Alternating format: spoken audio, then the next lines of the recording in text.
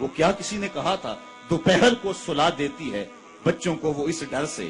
گلی میں پھر کھلونے بیچنے والا نہ آ جائے۔ کبھی ہم نے ان لوگوں کے درد کو بھی سمجھا؟ ہم نے کبھی سیرت کے ان پہلوؤں پہ بھی غور کیا؟ آج ہم اپنی بیٹی کی شادی کرتے ہیں تو اس کا جہیز چارپائیوں پہ بچھا دیتے ہیں، اور ہمارے دیہاتوں میں رواج ہے کہ خاتون کو کہتے ہیں کہ جاؤ پورے محلے میں، پوری بستی میں جا کے ڈھنڈورا دے دو کہ بیٹی کا جہیز دیکھ جاؤ۔ یار دیا تو اپنی بیٹی کو ہے، اور تحفہ دے رہے ہیں، لوگوں کیوں دکھلا رہے ہیں؟ صرف داد وصول کرنے کے لیے۔ ملک صاحب نے، خان صاحب نے، چودھری صاحب نے حد کر دی، کمال کر دی، بڑا دیا، اپنی بیٹی کا گھر بھر دیا۔ یار تم نے تو داد وصول کر لی، چوپالوں میں، بیٹھکوں میں تذکرہ بھی چلا، تندوروں پہ عورتیں باتیں بھی کرنے لگی، تمہارے نام کے جھنڈے بھی گڑ گئے، لیکن تم نے نہ سوچا تمہاری بیٹی کا جہیز دیکھنے کے لیے یتیم بچیاں بھی آئیں، تمہاری بیٹی کا جہیز دیکھنے کے لیے اس بوڑھے مزدور کی بیٹیاں بھی آئیں جو صبح اٹھ کر کے مزدوروں والے اڈے پہ جا کے بیٹھ جاتا ہے، اور اس کو بوڑھا سمجھ کے کوئی قبول نہیں کرتا، اور وہ کہتا ہے مجھے 10 روپے کم دے دینا، مجھے ساتھ لے جاؤ، لیکن اس کو کوئی ساتھ لے جانے کے لیے تیار نہیں ہوتا۔ جب دھوپ خوب چمک پڑتی ہے اور اسے مایوسی ہوتی ہے کہ اب کوئی لینے نہیں آئے گا، تو وہ ڈبہ لٹکا کر کے روٹی والا گھر جب واپس پلٹتا ہے تو کوئی جانتا ہے اس کے قدم کتنے بوجھل ہوتے ہیں؟ آج وہ اپنی بیوی کو گھر سے نکلتے کہہ کے آیا تھا کہ جو رقم ملے گی اس کا آٹا لے کر کے آؤں گا، اس کا گھی لے کر کے آؤں گا۔ آج وہ خالی ڈبہ روٹی کا واپس جب پلٹا کے لے جا رہا ہوتا ہے، اس کے لیے گھر کی دہلیز نہیں ہوتی، پلسرات ہوتی ہے،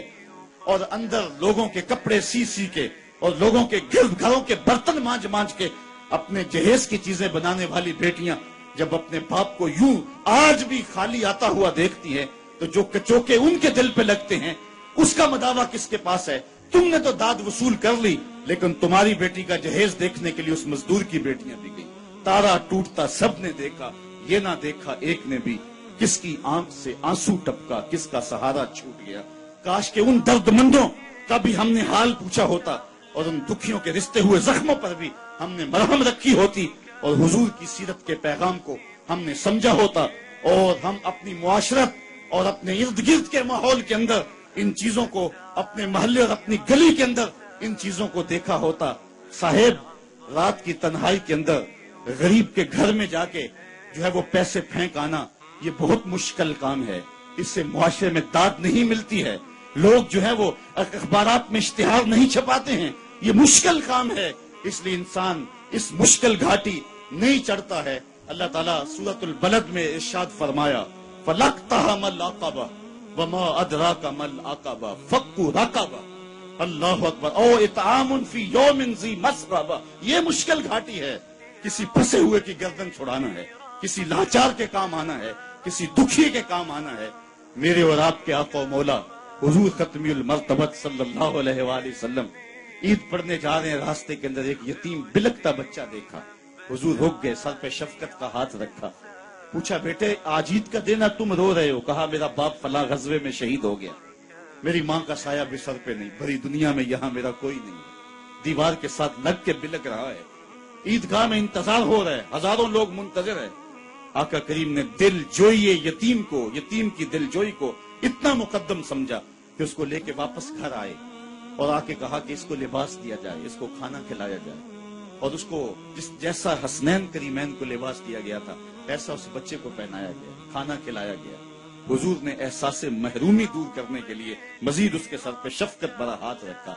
اور مسکراتے ہوئے فرمایا کیا بیٹا تو اس بات کو پسند نہیں کرتا کہ محمد تیرا باپ لگے، عائشہ تیری ماں لگے اور فاطمہ تیری باجی لگے؟ اس نے کہا یہ رشتے مل جائیں تو اور کیا چاہیے؟ کہا آج کے بعد یہ تیرے رشتے ٹھہرے۔ ایک انگلی سے حسنین کو لگایا ہے، ایک انگلی سے وہ یتیم بچہ ہے۔ حضور عیدگاہ کی طرف بڑھ رہے ہیں، اور بھی بچے اپنے ماں باپ کے ساتھ جا رہے ہیں۔ یہ یتیم زبان حال سے کہتا ہے تھا تو یتیم، لیکن یتیمی کا مزہ آ گیا، مصطفیٰ کی انگلی تھام کے جا رہا۔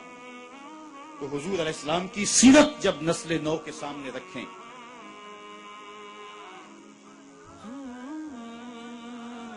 آج سسکتی انسانیت کی بات ہوتی ہے تو آج دنیا اس کی بات کرتی ہے، تو آئیے اپنے آقا کی سیرت کو اس روپ کے اندر دیکھیں اور پڑھیں اور اس کی خوشبو کو پھیلائیں اور نسل نو کو بتائیں